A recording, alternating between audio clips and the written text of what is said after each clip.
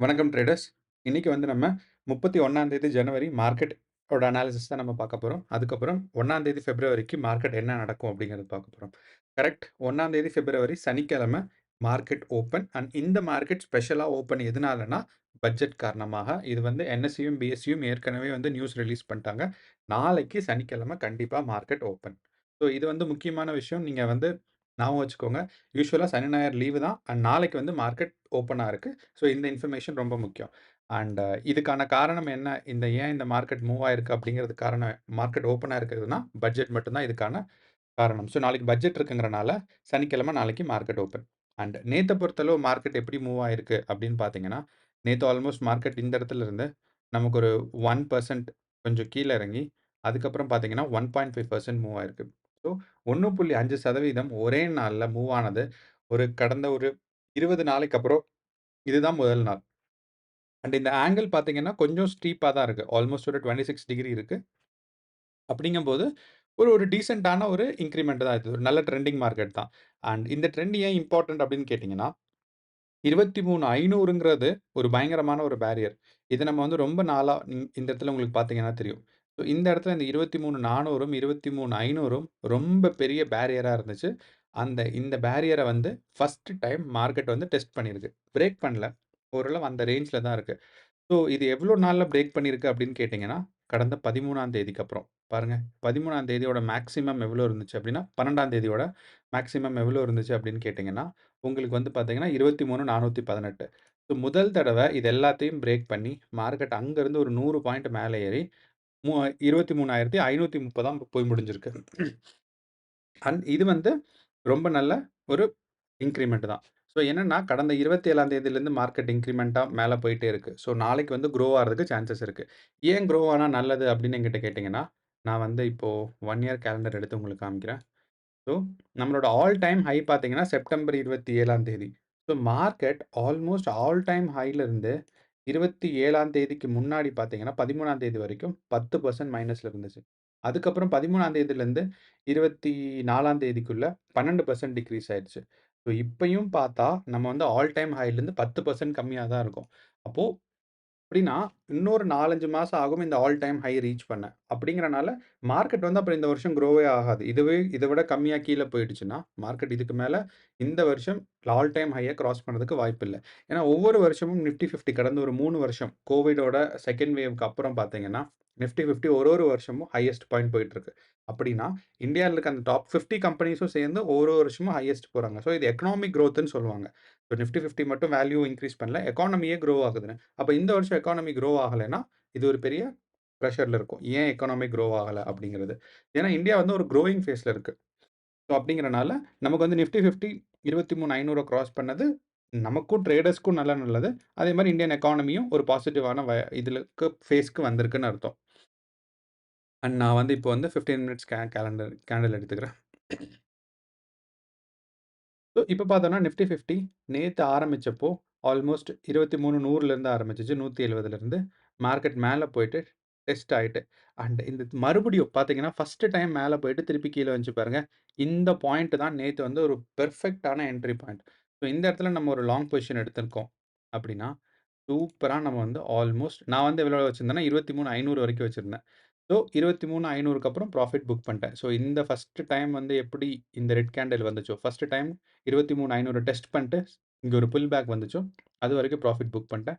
என்னோட stop loss வந்து இதுக்கு ரொம்ப கம்மியா தான் இருந்துச்சு. எங்கன்னா 23,000த்துல தான் இருந்துச்சு. 23 23,000 கரெக்ட். இந்த இடத்துல தான். ஸோ அப்படி ஆல்மோஸ்ட் வந்து 4 ரிஸ்க் ரிவார்ட் ரேஷியோ 4 இருந்துச்சு. இதான் என்னோட ஸ்டாப் லாஸ் அண்ட் ஸ்ட்ராட்டஜியா இருந்துச்சு. இன்னைக்கு வந்து ஒரே ஒரு ட்ரேட் தான் அழகா இருந்துச்சு. அமைதியா எடுத்துட்டு ப்ராஃபிட்டோட போயிட்டோம். நான் என்ன எக்ஸ்பெக்ட் பண்ணிருந்தேன்னா, மார்க்கெட் வந்து வாலடைலா ரொம்ப இருந்திருக்கும். அதனால அ பட்ஜெட்க்கு மொத நாளுங்கிறனால வாலடைலிட்டி அதிகமா இருக்கும்னு. ஆனா வாலடைலிட்டி அவ்வளவா இல்ல. மார்க்கெட் வந்து குரோயிங் ஃபேஸ்ல தான் இருந்துச்சு. இப்ப நம்ம வந்து இந்த இடத்துல குரோயிங் ஃபேஸ்ல இருக்கிறது நல்லது. இப்ப நாளைக்கு மார்க்கெட் எங்க போகும்? மேல குரோ ஆகுமா? குரோ ஆகாதா? அப்படின்னு பார்த்தோம்னா, ஸோ நாளைக்கு வந்து பார்த்தீங்கன்னா, நம்மளோட first indicator a simple moving average. So simple moving ஆவரேஜ்ல நீங்க பார்த்தீங்கன்னா தெரியும். ஸோ இன்னைக்கு ஒரு 11 மணி வரைக்கும் 2 மணி வரைக்கும் மார்க்கெட் எப்படி இருந்துச்சு அப்படின்னா, ஆல்மோஸ்ட் வந்து ஆ குரோயிங் ஃபேஸா, இல்ல டவுன்வர்டா, இல்ல வந்து சைட்வேஸ் மூவ்மெண்ட்டான்னு. ஏன் அப்படி சொல்றேன்னா, இந்த இடத்துல பார்த்தீங்கன்னா 9 SMA இருக்கு. 50 SMA இருக்கு. இந்த இடத்துல 200 SMA இருக்கு. ஸோ யூசுவலா 50 நடுவுல 100 அதுக்கப்புறம் கீழ தான் 200 இருக்கணும். எப்போ இந்த ஆர்டர் மாறி இருக்கோ, அப்போ வந்து மார்க்கெட் ஒண்ணா ட்ரெண்ட் ரிவர்ஸ் ஆக போகுது. அப்படின்னா டவுன்வர்ட்ஸ் குரோத் இருக்க போது. அப்படி இல்லைன்னா, மார்க்கெட் வந்து சைட்வேஸ் மூவ் ஆக போகுதுன்னு அர்த்தம். ஆனா, நம்ம SMA வந்து ஆல்மோஸ்ட் ஒரு ஆ சாரி. நேத்து ஆரம்பிக்கும்போது மார்க்கெட் அப்படி இருந்துச்சு. And almost towards the end 11 மணிக்கு கரெக்ட்டா தான் சொல்லியிருக்கேன். ஒரு 11, 11:30க்கு மார்க்கெட் பார்த்தீங்கன்னா, ரிவர்ஸ் ஆக ஆரம்பிச்சுருச்சு. Towards the growth. அப்போ ஆல்மோஸ்ட் நமக்கு ஒரு 2:00க்கு அப்பலாம் என்ன தெரிஞ்சிருச்சுன்னா, மார்க்கெட் வந்து குரோயிங் ஃபேஸ்க்கு வந்துருச்சு அப்படின்னு. அண்ட் இதோட குரோயிங் ஃபேஸோட முக்கியமான என்ன சொல்லணும்னா, ஒரு பங்கு யாருக்கு இருக்குன்னா, நம்மளோட பட்ஜெட் கமிட்டிக்கு நாளைக்கு இருக்கு. ஸோ பட்ஜெட் நாளைக்கு எந்தெந்த செக்டர்ஸ்க்குலாம் பாசிட்டிவா வருது, நிஃப்டி 50லாம் பாசிட்டிவா இருக்கு அப்படின்னா, மார்க்கெட் நல்லா குரோ ஆகும்.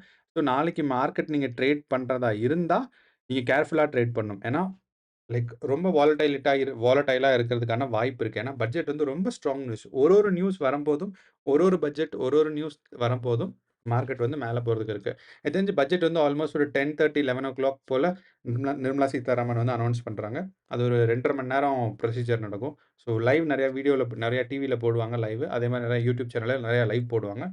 நீங்க பார்க்குறேன்னா பார்க்கலாம். மீன்வைல் நீங்க வந்து சார்ட்டையும் பார்த்துக்கலாம்.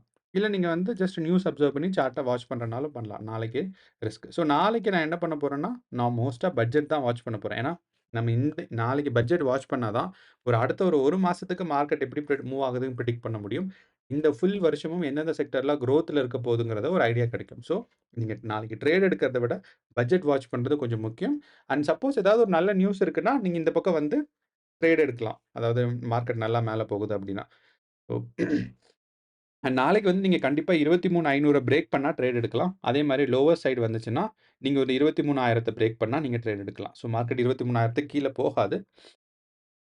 இருந்தாலுமே நான் வந்து ஒரு இது பண்ணி வச்சுர்றேன். ஒரு பாக்ஸ். இந்த 23,500ம் 23,000மும் இந்த ரேஞ்ச்க்குள்ள இருந்துச்சுன்னா, நீங்க ட்ரேட் எடுக்க வேண்டாம். இதிலிருந்து மேலயோ, கீழயோ போச்சுன்னா, நீங்க ட்ரேட் எடுக்கலாம். அண்ட் லோவர் சைட் போறதுக்கான பாசிபிலிட்டி கம்மி தான். அண்ட் நம்மளோட RSI எடுத்து பார்க்கும்போது, RSIல என்ன தெரியுது அப்டின்னா, மார்க்கெட் வந்து ஒரு சின்ன புல் பேக்குக்காக சான்சஸ் இருக்கு. ஸோ மார்க்கெட் என்ன நடக்கும்னா, இங்கிருந்து ஒரு சின்ன புல் பேக். ஸோ இங்க இருக்கு. கொஞ்சம் கேப் அப்பா ஓப்பன் ஆகி ஒரு சின்ன புல் பேக் 23,500 வரைக்கும் வந்துட்டு, அதுக்கப்புறம் மேல போறதுக்கான வாய்ப்பு இருக்கு. ஸோ இந்த இடத்துல வரையறேன். ஸோ கேப் அப் ஓப்பன் ஆயி ஸோ மார்க்கெட் வந்து கொஞ்சம் கேப் அப்பா ஓப்பன் ஆகி, ஒரு சின்ன புல் பேக் எடுத்துட்டு, திருப்பி மார்க்கெட் மேல போறதுக்கான வாய்ப்பு இருக்கு. அண்ட் எவ்வளோ தூரம் போகும் அப்படிங்கிறத நம்ம எப்படி பிரெடிக்ட் பண்ணலாம்னா, நம்மளோட ஓப்பன் இன்ட்ரெஸ்ட் டேட்டா வச்சு. ஓப்பன் இன்ட்ரெஸ்ட் டேட்டால பார்த்தீங்கன்னா, அட் த மனி ரொம்ப நாள் கழிச்சு, நான் சொல்றேன்ல ஒரு 20 நாள் கழிச்சு 23,500ல அட் த மனி வந்திருக்கு. அண்ட் இது வந்து ரொம்ப ரொம்ப நல்ல சிக்னல். மார்க்கெட் குரோயிங் ஃபேஸ்ல இருக்கு. அண்ட் மார்க்கெட் வந்து இப்ப ஹையஸ்ட் லோவர் சைட் எங்க போகலாம் அப்படின்னு பார்த்தீங்கன்னா, நான் சொன்னேன் 23,000க்கு வர்றதுக்கு ரொம்ப ரொம்ப சான்ஸ் கம்மி. பட் இருந்தாலும் நம்ம வந்து அந்த இது லைக் சப்போர்ட்ட வந்து ரெஸ்பெக்ட் பண்ணணும். அண்ட் இங்க பார்த்தீங்கன்னா, மார்க்கெட் வந்து கீழ போறதுக்கு வாய்ப்பு ரொம்ப கம்மி. காரணம் என்னன்னா, 23,400ல நெறைய புட் ஆப்ஷன் இருக்கு. 23,300ல நெறைய புட் ஆப்ஷன் இருக்கு. அண்ட் 23,200ல நெறைய புட் ஆப்ஷன் இருக்கு. ஆனா இந்த புட் ஆப்ஷன்ஸ் எல்லாமே கால் புட்டாவும் இருக்கு. ஐ மீன் அதாவது செல்லிங்காவும் இருக்கலாம், பையிங்காவும் இருக்கலாம். ஸோ, அதனால இதுல வந்து என்ன ஸ்பெசிஃபிக் அப்படிங்கிறது தெரியாது. பட் யூசுவலி புட் ஆப்ஷன் வந்து பிலோ த மனில இருக்கு அப்படின்னா, என்ன அர்த்தம் அப்படின்னா, அவுட் ஆஃப் த மனில சாரி அவுட் ஆஃப் த மனில இருக்கு அப்படின்னா, சப்போர்ட் இருக்குன்னு அர்த்தம். ரெசிஸ்டன்ஸ் இல்ல, சப்போர்ட் இருக்குன்னு அர்த்தம். அப்போ நம்ம 23,000லேருந்து ஒரு ஒரு 100 பாயிண்ட்டுக்கும் பார்த்தீங்கன்னா, ஒரு பெரிய சப்போர்ட் இருக்கு. ஆனா அப்வர்ட் வந்து பெரிய சப்போர்ட் இல்ல. அண்ட் இத நம்ம பார்த்தோம்னா 24,000ல தான் இருக்கு. அப்போ பீப்பிள் பிலீவ் 24,000க்கு போகும் அப்படின்னு. சாரி 25, 23 23,500லேருந்து 24,000 வரைக்கும் போகும்ன்னு சொல்லி. ஸோ, மார்க்கெட் வந்து நம்ம இத கொஞ்சம் சின்னது பண்ணிக்கலாம். நான் வந்து அதே மாரி 23,400ல 23,400ல ஒரு ரெசிஸ்டன்ஸ் வரைஞ்சர்றேன். அண்ட் 23,300லயும் ஒரு ரெசிஸ்டன்ஸ் வரைஞ்சர்றேன். 300 வேணா நம்ம ஒரு 200ல வரைஞ்சரலாம். ஸோ இந்த ரேஞ்ச்க்குள்ள வரதுக்கான சான்சஸ் ரொம்ப உங்களுக்கு கம்மி தான். ஆனாலும் நம்ம வந்து ஓப்பன் இன்ட்ரெஸ்ட் டேட்டா வச்சு பார்க்கும்போது 23,400, 23,300, 23,200 ஸோ இந்த இடத்துல படிப்படியா இருக்கு. ஸோ இதுல எங்கேயுமே மார்க்கெட் வந்து கீழ வரதுக்கான வாய்ப்பு ரொம்ப கம்மி. அண்ட் நம்மளோட ஓப்பன் இன்ட்ரெஸ்ட் டேட்டா வச்சு பார்த்தோம்னா, இந்த 24,000 ரொம்ப முக்கியமானது. ஏன்னா இந்த இடத்துல நம்ம ரேஷியோ பாருங்களேன். கால் ஆப்ஷன் ரேஷியோ வந்து 77,00,000ம், புட் ஆப்ஷன் வந்து 7,00,000 தான் இருக்கு. 10 மடங்கு அதிகமா இருக்கு. இந்த 10 மடங்கு அதிகங்கிறது ஒரு கேரண்டினான பாயிண்ட் நாளைக்கு மார்க்கெட் மேல போகுதுங்கிறது. ஸோ அப்போ என்ன கேட்டீங்கன்னா, நான் இதையே டெலீட் பண்ணிட்டு, மார்க்கெட் இன்னும் கொஞ்சம் மேல போறதுக்கான வாய்ப்ப நான் வந்து பண்றேன். ம். நம்ம வந்து இந்த கோஸ்ட் கேண்டில் ஸ்டிக்ஸ் போடலாம். Ghost feet. ஸோ ட்ரை பண்ணி பார்க்கலாம் வருதான்னு. மார்க்கெட் இந்த மாரி போயிட்டு, கொஞ்சம் இதுவரைக்கும் டெஸ்ட் பண்ணிட்டு, திருப்பி மார்க்கெட் நாளைக்கு அப்படியே இதுவரைக்கும் போறதுக்கான வாய்ப்பு நமக்கு இருக்கு. ஸோ இதுதான். அண்ட் இது வந்து நான் ஒரு ஒரு ஸ்பெசிஃபிக்கா சொல்லல. சும்மா எப்பயுமே டெய்லியுமே வந்து இந்த மாரி ஒரு லைன் வரைஞ்சுட்டு இருக்கேன். அதனால நான் வந்து கொஞ்சம் ஒரு கோஸ்ட் ஃபீட் மாரி போட்டேன். அண்ட் டேட் தள்ளி போயிருச்சு. பட் இது வந்து நாளைக்கு பிப்ரவரி 1ஆம் தேதிக்கான ஒரு பிரெடிக்ஷனா நீங்க வச்சுக்கலாம். ஸோ இத நான் வந்து எப்படி சொல்றேன்னா, 3 விஷயம் மறுபடியும் நான் சொல்லிர்றேன். 1 வந்து நம்மளோட SMA சிம்பிள் மூவிங் ஆவரேஜ் பாசிட்டிவா இருக்கு. 50 மேல இருக்கு, 100 கீழ இருக்கு, இது இருக்கு. ஸோ இங்க பார்த்தீங்கன்னா, ஃபர்ஸ்ட் டைமண்ட் கிராஸ், இந்த இடத்துல செகண்ட் டைமண்ட் கிராஸ். ஸோ இது 2மே டைமண்ட் கிராஸ் வந்து பாசிட்டிவா இருக்கு. ஸோ எப்போ வந்து ஒரு ஸ்மாலர் SMA ஹையர் SMAவ கிராஸ் பண்ணுதோ, அதாவது எப்போ வந்து 50, 200 மேல கிராஸ் பண்ணுதோ, அப்போ வந்து குரோயிங் ஃபேஸ், அதுக்கு பேரு டைமண்ட் கிராஸ். டைமண்ட்லாம் விழப்போகுது அப்படிங்கிற ஒரு மார்க்கெட் ஒரு ஒரு என்னன்னா ஒரு டெர்ம். அதே மாரி 100 வந்து இப்ப 200 கிராஸ் பண்ணியிருக்கு. நம்ம வந்து 50, 100 அண்ட் 200 வச்சிருக்கோம். ஸோ இந்த இடத்துல நான் காமிச்சிருக்கேன். ஸோ 50, 100 அண்ட் 200 வச்சிருக்கோம். ஸோ அதனால இந்த இடத்துல. அண்ட் வால்யூம் பார்த்தீங்கன்னா, வால்யூம் டேட்டாலாம் நமக்கு வந்து ஹையா தான் இருக்கு. லைக் ஓரளவுல குரோயிங் மார்க்கெட்டா வரம்போது, லோவர் சைட் மார்க்கெட் வரும்போது இல்ல. பட் குரோயிங் மார்க்கெட்ல போம்போது பார்த்தீங்கன்னா, உங்களுக்கு எப்பயுமே மார்க்கெட் வந்து வால்யூம் ஹையா இருக்கு. அப்புட்ன்னா, பீப்பிள் இன்வால்வ் ஆறாங்க.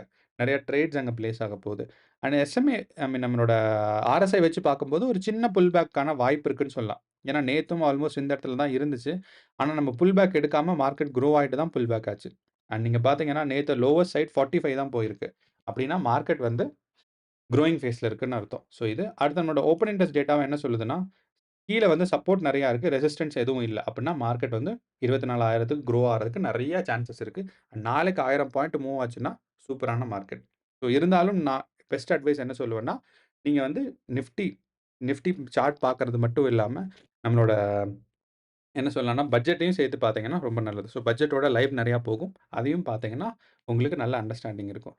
ஸோ எய்தர் உங்களுக்கு நீங்க நியூஸ் சேனல பார்க்கலாம். அப்படி இல்லன்னா, லைவ் அவங்க அனவுன்ஸ் பண்ற லைவையே நீங்க பார்த்தீங்கன்னா நல்லாருக்கும். ஏன்னா, அவங்க அனவுன்ஸ் பண்ணி முடிச்சதுக்கப்புறம் நெறைய பேர் கேள்வி கேட்பாங்க. அந்த கொஸ்டின் அண்ட் ஆன்சர் செஷன் தான் ரொம்ப முக்கியம். ஏன் இது பண்ணல? ஏன் நீங்க அது பண்ணல? இது நீங்க அனவுன்ஸ் பண்றதுக்கான என்ன ரீசன்? ஏன் இவ்வளோ பட்ஜெட் அலோகேட் பண்ணியிருக்கிறதுக்கு என்ன காரணம்? அப்படிங்கிறத அவங்க சொல்லுவாங்க. அந்த நியூஸ்ல இன்ட்ரோகரேட் பண்ணுவாங்க. So question and answer session ஒரு 1/2 மணி நேரம் போகும். நீங்க பட்ஜெட் அனவுன்ஸ்மென்ட் பார்க்கலன்னா கூட, அந்த இது பாருங்க. நியூஸ்ல வந்து ஜஸ்ட் அவங்களோட எடுத்து மட்டும் தான் கிரக்ஸ் மட்டும் தான் குடுப்பாங்க. ஒரு ஒரு சாறு மாரி. பட் ஆக்சுவலா நீங்க பார்க்கணும்னா பட்ஜெட்ட பார்த்தது நல்லது. ஸோ நீங்க ஒரு ட்ரேடரா இருக்கீங்கன்னா பட்ஜெட் பார்க்கணும். ஏன்னா அது பழக்கத்த உண்டுபடுத்திக்கணும். ஸோ இவ்வளோ தான் நாளையோட அனாலிசிஸ். நாளைக்கு பட்ஜெட். நமக்கு தெரிஞ்சு பிப்ரவரி முதல் நாள் ட்ரேடிங் ஓப்பனா இருக்கு. சனிக்கிழமை புதுசா. ஸோ நாளைக்கு வந்து கேர்ஃபுல்லா ட்ரேட் பண்ணுங்க. அவ்வளோதான். அதே மாரி உங்களோட நண்பர்கள் யாராவது இருந்தாங்கன்னா, கண்டிப்பா அவங்களுக்கு வந்து நாளைக்கு மார்க்கெட் ஓப்பனுங்கிறத சொல்லுங்க. அதே மாரி இந்த வீடியோவ ஷேர் பண்ணீங்கன்னா, அவங்களுக்கு கொஞ்சம் பயனுள்ளதா இருக்கும். நிஃப்டி அண்ட் பேங்க் நிஃப்டிய பத்தி டெய்லி அனாலிசிஸ் தெரிஞ்சுக்கவும், மத்த ட்ரேடிங் டிப்ஸும், அதே மாரி கமாடிட்டி மார்க்கெட் பத்தியும், ஆஃப்டர் ஆஃபீஸ் ஹவர்ஸ் ட்ரேட் பண்றது எப்படிலாம் தெரிஞ்சுக்கிறதுக்கு, இந்த சேனல சப்ஸ்கிரைப் பண்ணுங்க. நம்ம அதுக்கு தகுந்த மாரி வீடியோஸ் எல்லாம் நம்ம போட்டிருக்கோம். ஸோ அவ்வளோதான் நண்பர்களே. நாளைக்கு கவனமா ட்ரேட் பண்ணுங்க. நன்றி. வணக்கம்.